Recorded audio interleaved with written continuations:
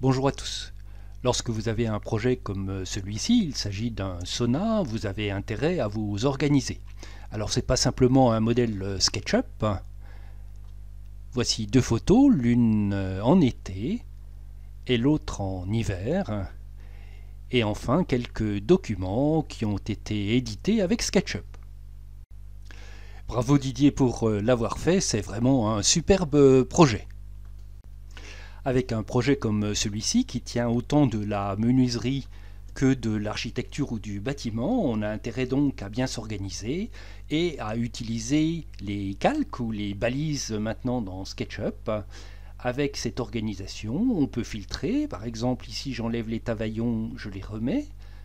Je vois l'ensemble de l'OSB que je peux enlever mes lithos qui sont sur un calque particulier, tout comme le bardage extérieur en Douglas ou le bardage intérieur en lambris. Je vois également ma charpente.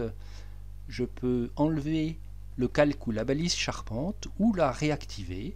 Voici donc l'organisation que l'on peut prendre.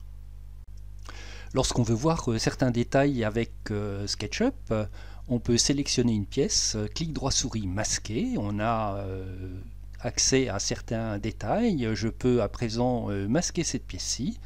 J'ai vu ce qui se passait à cet endroit-là, et si je veux faire réapparaître les pièces, je fais édition, révéler, et je peux révéler la dernière ou tout. Si je fais la dernière, j'ai quand même tout qui se répète dans ce cas-là, parce qu'il n'y a pas eu de modification entre les deux derniers masquages. C'est pas très facile, c'est utile certes, mais pas très facile d'emploi. Alors avec la version, les nouvelles versions de SketchUp, on peut voir dans la structure et masquer certaines parties.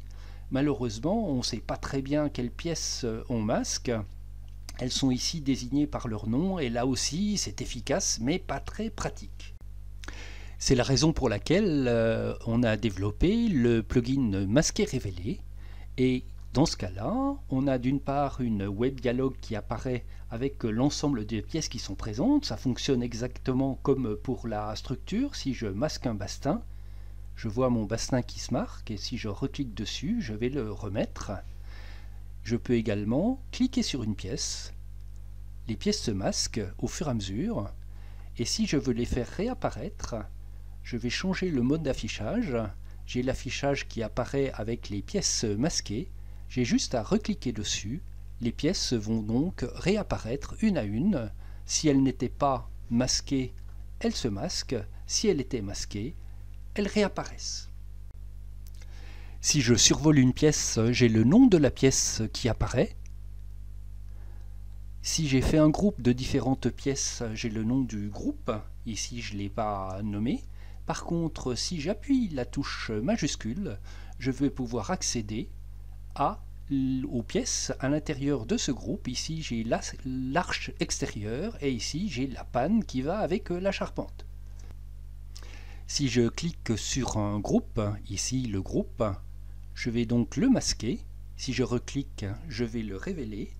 Par contre, si j'appuie sur la touche majuscule, je vais ne masquer qu'une pièce à l'intérieur du groupe, celle que j'ai désignée. Et je peux de la même façon la faire réapparaître. Dernière chose, si j'appuie sur Alt, je vais simplement afficher, isoler la pièce que j'ai cliquée et ne voir que cette pièce-là. Je peux tout révéler.